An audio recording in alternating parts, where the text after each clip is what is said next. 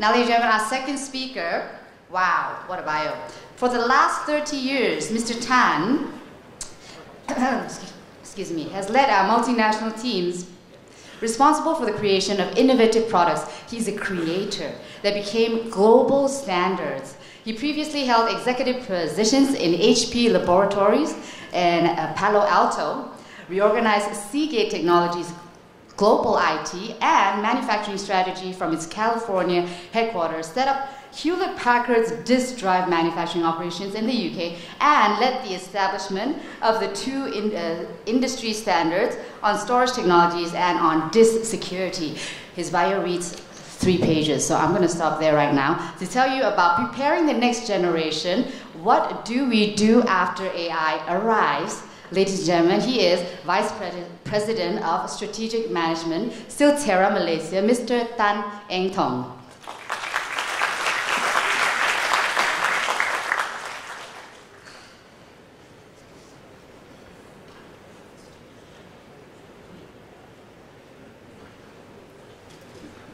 Good morning. Wow, okay. So first of all, I'm not a data scientist or like Peter, looking for people to join us in this area. So I'm a strategist, so I'm not here really to tell you how to do what you guys need to do. There are enough people for the next 2 days that's going to be explaining to you why you need that. I mean, Peter did a really good job trying to explain what you can do with it and what you can go further. He asked me, basically, he said, Silterra's doing some stuff already, so why don't you share what you have in your experience, and also what is it we can learn from all the other stuff, experiences that we've had. So the key here, as a strategy person, I can only more or less tell you, let's look further. Okay, we all know from what was presented earlier that you need to understand your data. And so we're bringing in all kinds of technologies to help us augment what we do in our businesses, to add, to analyze further his data. The survey says, work together. Data scientists work with your management, come up with fantastic ideas. Okay, so a lot of the technologies you hear today, tomorrow, and also outside are about how you do that. So the question I pose at the start of this 2-day conference is, suppose we achieved it. What do we do after that? So the question really is, what do we do after AI arrives? Because there are many techniques, right? Data analytics, expert systems, and so on. Okay? So let's start with visioning a little bit, because today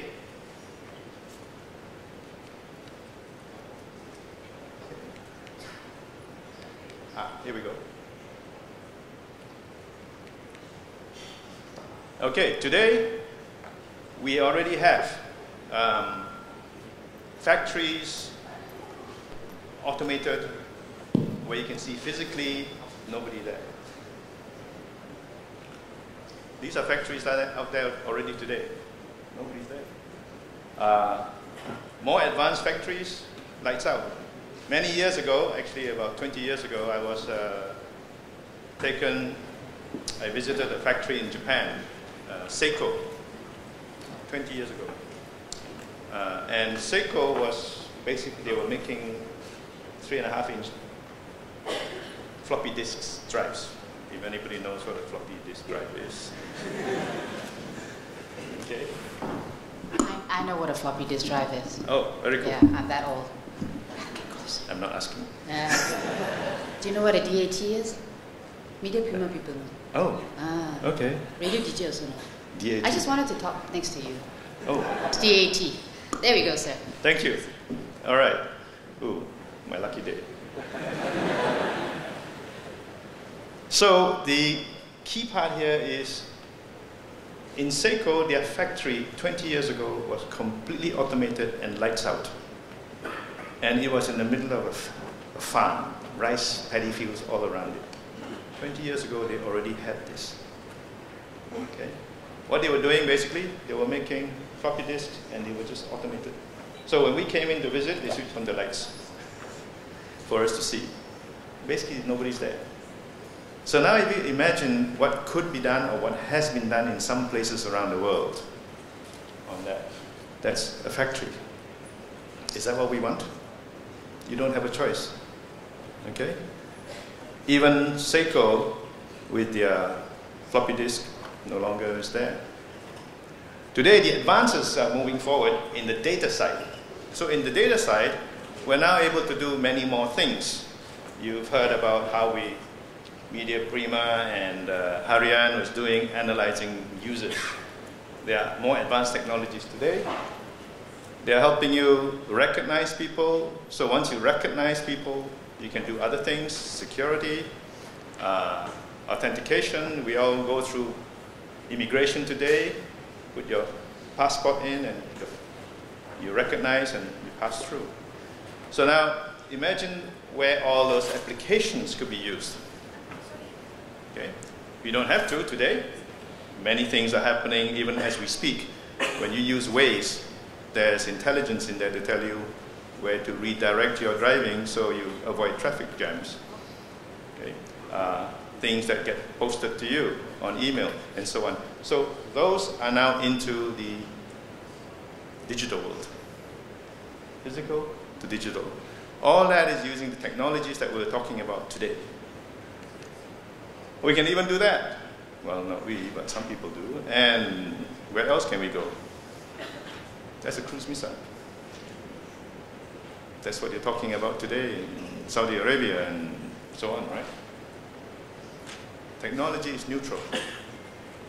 So is AI. So it's everything we're going to be doing. What is it for?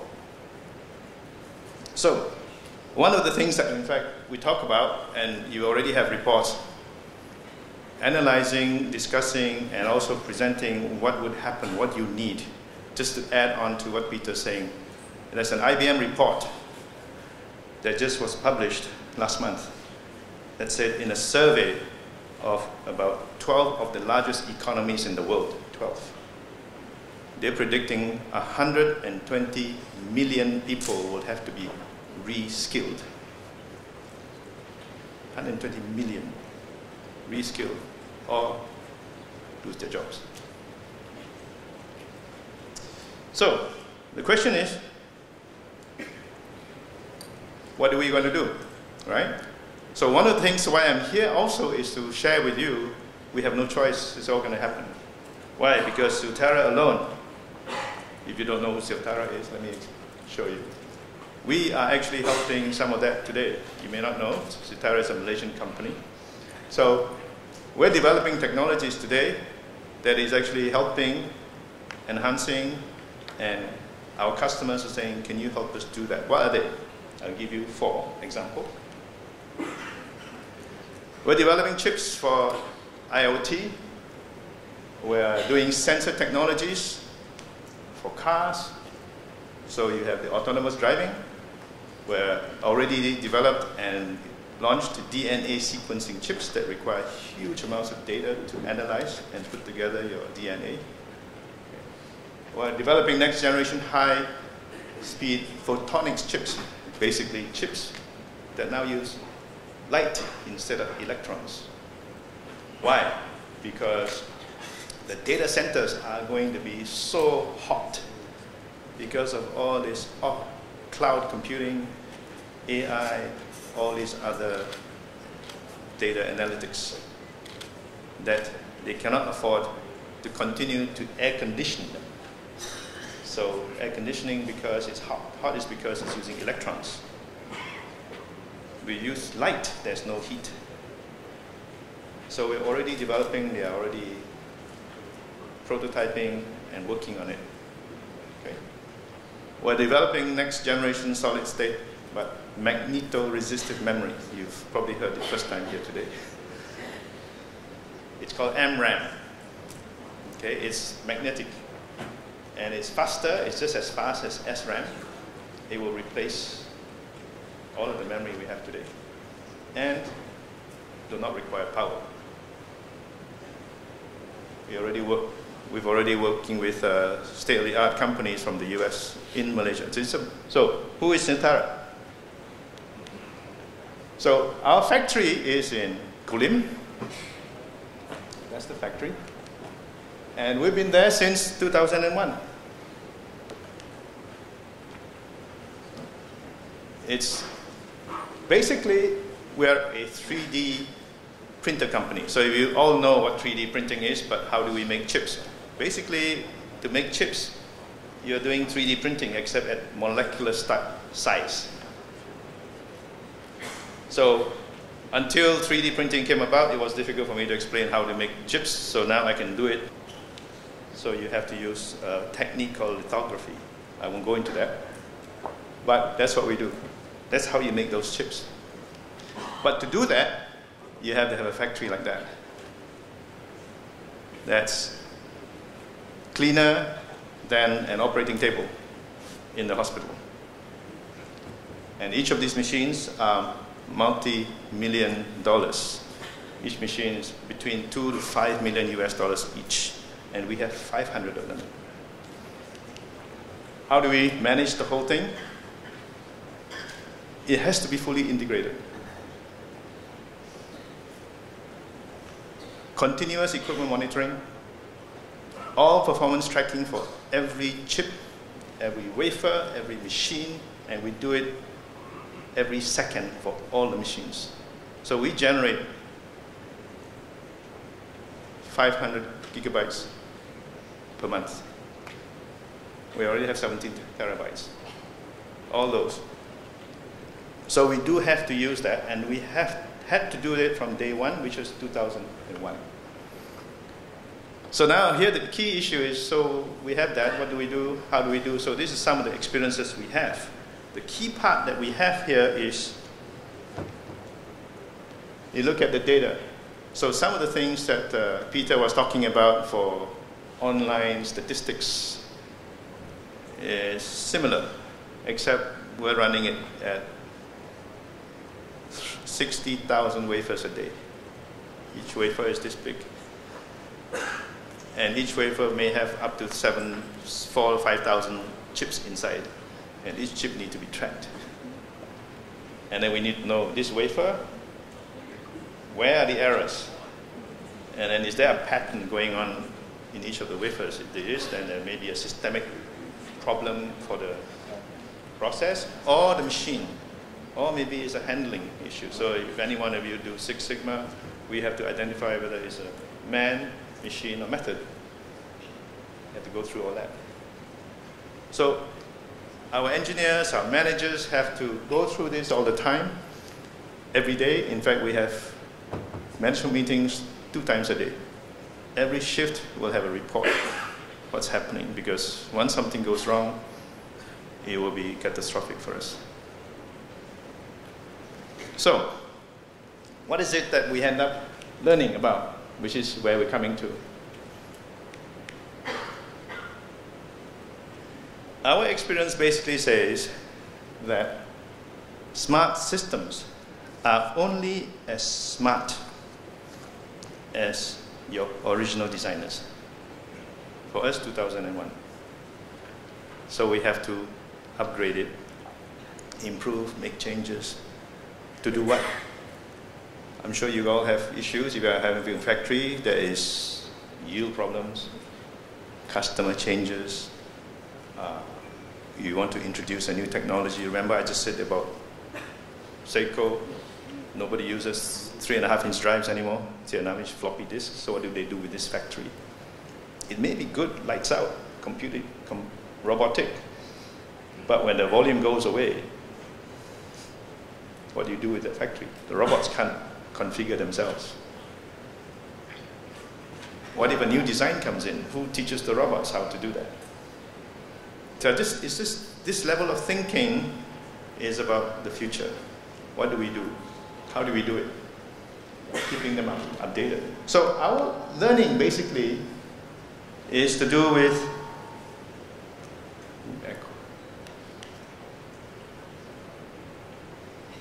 we still need smart, dedicated people who understand the product, which is the wafers, and the system, how it's all put together. Because if the error comes in, you need to understand how to read the error, where it comes from, and then you now have to analyze it. So the analytics is actually only so much, but you still need the intelligence to work through it. Then you have to convince your boss, or the production guy, or the engineer, you know, it's your fault. Oh, rather not say your fault. Hey, there's a problem here, can we help fix it? If it's a complicated product, you'll have different teams of people coming together. So I'm sure you all have experiences in meetings where you try to resolve a problem. What actually happens? Maybe the meeting, 20 or 30% of the time you talk about the data. The other 50 to 80% of the time you'll be talking about each other. I'm sure you have personal experiences with that. So the kinds of things that we have to deal with is about human interaction. Human intelligence. To do what? To help work with people, understand each other, maybe get your boss to understand the problem, because your boss really does not have the time to really go into the level of detail, or maybe you got through more data and you discovered some other thing that we didn't do, some assumptions. So that kind of conversations now becomes more important. Have we all been in meetings where suddenly everybody keep quiet because the boss talked too much? Okay, he knows everything, so well, let him figure it out now. What happens to the company? Right?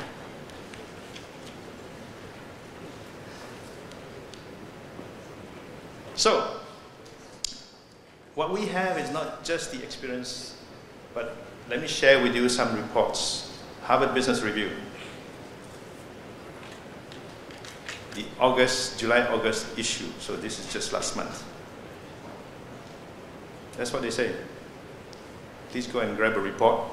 It's downloadable. It says to scale up, first of all, you have to build an AI-powered organization, whether it's AI, expert systems, data science, they're all kind of related. Okay? You must make 3 shifts. You need to move from siloed work to interdisciplinary, from experience-based to data-driven decisions, from rigid risk-averse to experimental, discuss, because the data is bringing in new things. Because if you're looking at new stuff, maybe you haven't interpreted before. So it's all about how the human being is in the middle of assessing the information, and then the human being interacts with another human being. We experienced that in our factory since 2001. So that's why we're not actually looking for data scientists.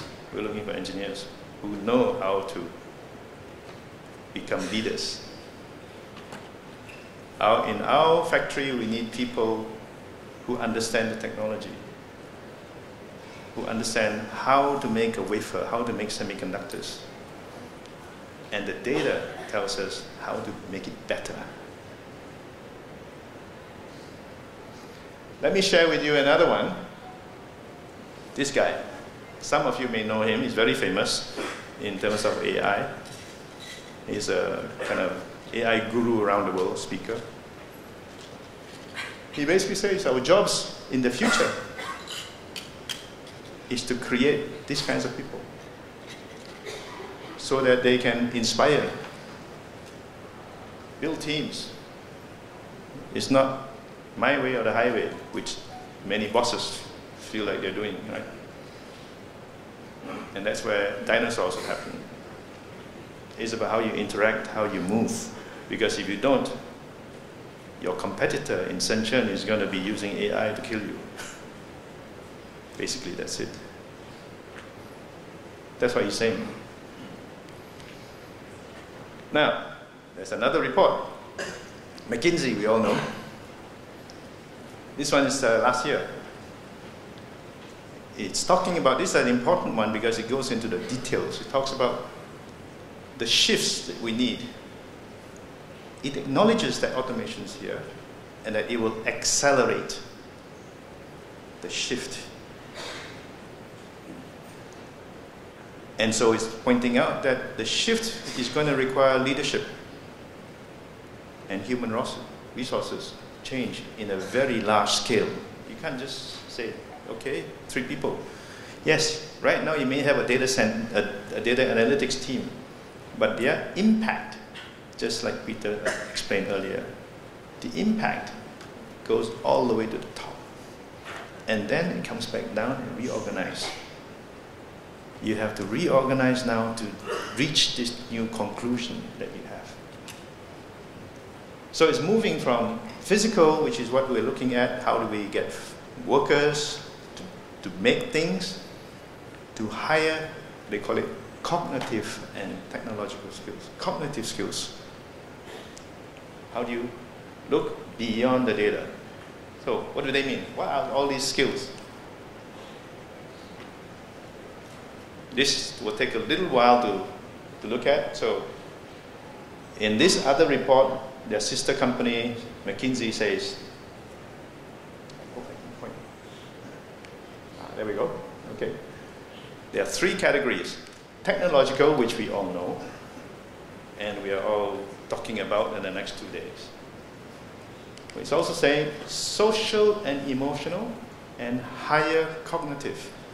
Yes, that's why you need data scientists today. But actually, as the company evolves, you need to change everybody to react differently.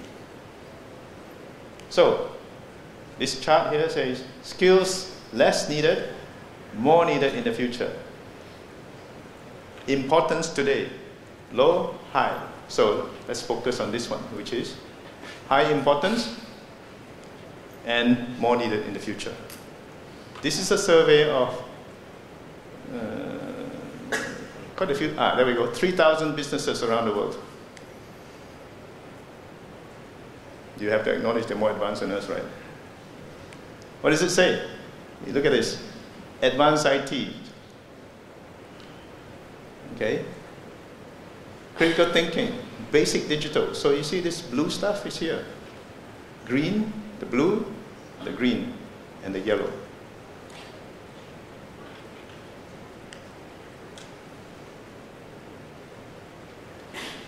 That's what's needed. Give you more detail. Technological skills, these are the categories. Yes, this is about how do you do data analysis, how do you look at all the data stuff, all the IT stuff, all the AI stuff. Then these 2 categories are a big surprise, or maybe not, because if you look at our personal experiences today, what meetings you end up with in your company, how do you even discuss where to go, how to solve problems, it's actually all these skills. Critical thinking, creativity, project management, and so on. These 2 I'll come into in a minute because advanced literary and writing skills. Okay, who loves writing reports? All right, so what's the purpose of reports? Have you been trained on how to write them in an effective way? What if you now suddenly have results here that you need to tell the bosses? Not the bosses, the board. Move.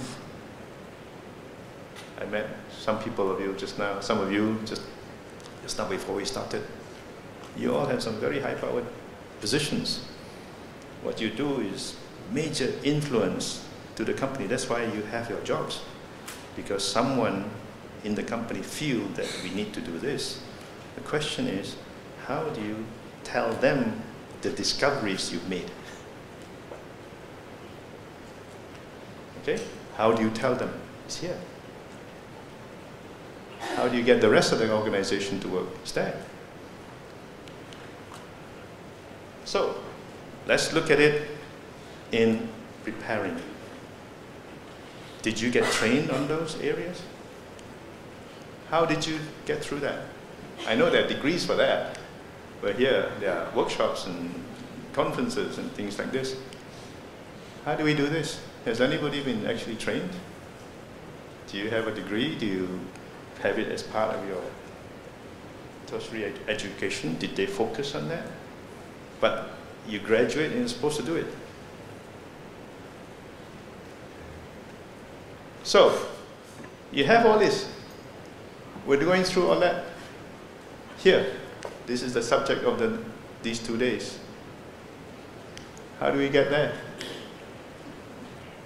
How do we create change in our company? Is to do this, is to communicate, lead. We think leadership is only for your directors or your board. Why did they ask you to do a data analytics team? It's because they needed the information. They know something's happening, right? They're seeing all the reports, something's happening. But then the issue is, how do we communicate? How do we do it fast? Because as AI comes, it's going to be faster. So, one of the things in the longer term, it's been recognized. Actually, it was recognized in 1984 by none other than Hillary Clinton when she was chairman of an education establishment in Arkansas. She said we needed to do science and mathematics and focus on it.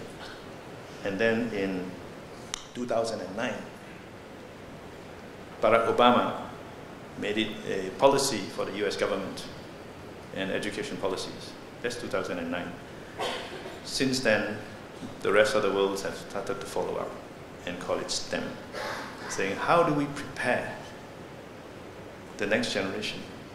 Because this generation, you just prepared yourself by doing distance learning or on-the-job training or whatever. That's what you guys do. That's what I did too. So if we know this coming, then we need to prepare the next generation on how to do that. So they said, okay, we do STEM. But the issue is, STEM does not have that. So one of the things they discovered in the US is, whoa, something's missing. We don't know how to do this part. Because one of the things in the US was, if you've been in the US, the system actually allows you to be able to express yourself very well. So that's why you see, I don't know, I'm going to say, so a lot of Matsales, they make presentations better than anybody else, right? So I was in Singapore and you see them presenting business cases, and every time, almost 90% of them, if you're a foreigner presenting the case, business case, they will almost get funding. And locals, their ideas are good, but they don't quite articulate it. I think we see the same thing here. I was assessing some projects in MDEC, the same thing. So how do we go ahead? So that's what they found in the US, that they're already doing it, but since they focus on STEM, some of the schools then defocus on what they were doing and then focus on this. Okay? And so they said, whoa, hang on, we need to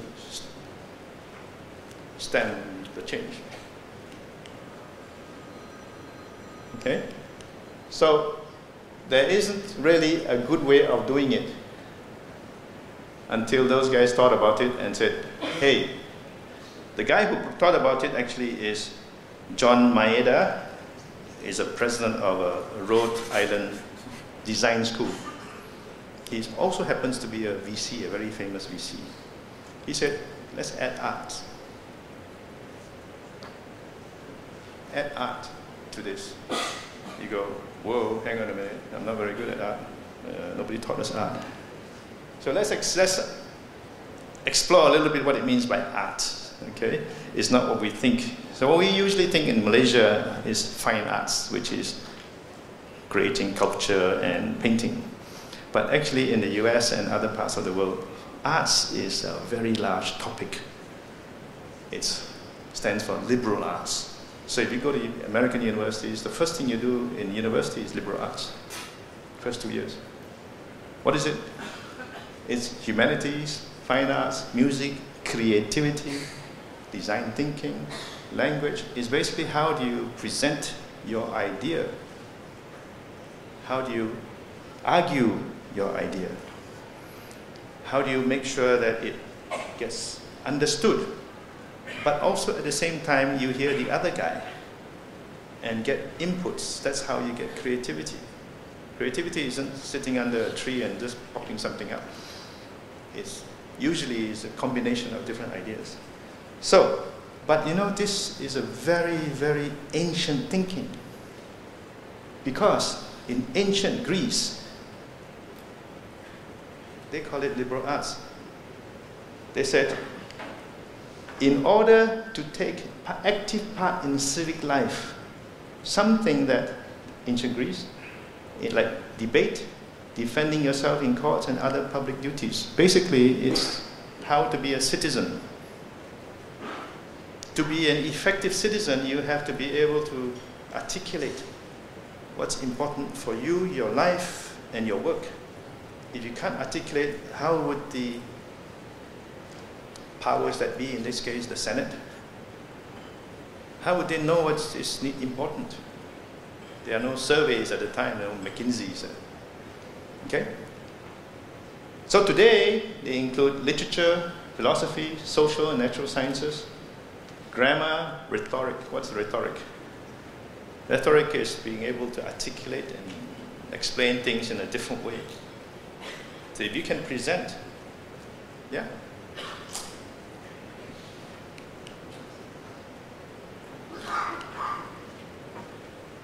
So, if you have those skills, you will be able to challenge status quo and still have respect for everybody else. You see, in Malaysia, one of the things we do is we say, don't talk about politics and religion, right? Why? So here's a comment that I found from Facebook. What we should have been taught was how to have a civic conversation about a difficult topic. Instead, we avoid it. And then it transcends to your job. Now, think about what's going to happen when AI shows up in your factory, in your company. What do you need to do if you know that data is your company is just going to get killed? How would you explain that? It's no different from this. So, would you consider this a beautiful picture? Just an illustration on art. Okay? Is it a beautiful picture? Yeah. Peaceful, right? Now let me ask you, what about this? Yes. This is the jewel in Singapore, and you know it costs 1.7 billion Sing dollars to build this. 1.7 billion. It's beautiful, right? What about this? It's in the Tate Gallery. It's filled with peas, lentils. It's in a Tate Gallery, the most famous modern art gallery in Malaysia, in Europe. That's art. Okay, we're getting all emotional now. This is actually cut, a big topic in the last month. It's art. And you now have a problem articulating what it means in Malaysia. By the way, this is not cut. Okay? I'm running out of time. How about this? This one costs $45 million. Okay? This, okay, I'm having a problem with this one. Supposedly, it costs 35 million for somebody bought a yellow box. That. So the issue is that when we talk about liberal arts, we talk about art. It's not about art. It's about how you explain, how you accept another person's opinion. It's okay. It costs 35 million. Oh man, right? Are you crazy? But you respect the other person for spending 35 million. So how do you practice doing that from this age? This, you might know, some of you, is a famous actress. She said, a child. When we are kids, that's how we express ourselves. We paint, we dance. That's art. But somehow, education, we killed it. And this is another guy, Ken Robinson, which you guys can take a look. Go look. He's very famous. He says basically, did education kill it? I won't answer. So, coming to it, that's what STEM does.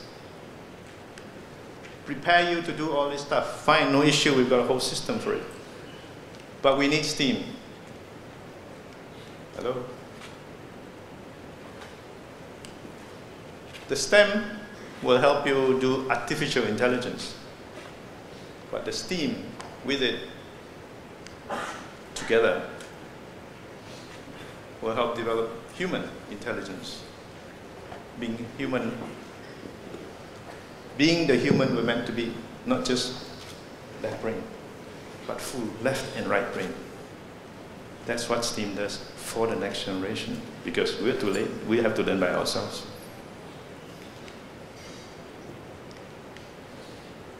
Last slide. So what is it all about? It's actually about developing us to be able to deal with whatever technology is coming, because we are the one who invented the technology. With that, thank you very much. Thank you very much, sir, but you're not leaving yet. Okay, you are using the app. Thank you very much. Well, after I say the mic not working, you up the volume a lot. You can bring it down a little. Thank you. Can I go now? All right. Can I go now?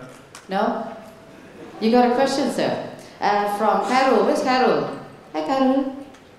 Carol don't want to pick up hand. Never mind. Dear Mr. Eng, is Silterra building AI chips like TPU? Okay.